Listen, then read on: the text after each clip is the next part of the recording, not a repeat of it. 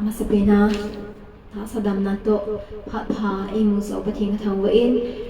dunya wa chula khin sa do nom chu ya hele johnhegoukipgen3899 ni zui si hau ke mena sa Hahsat nale Nitin lhep na ti pathi wa choi na ding in sang ye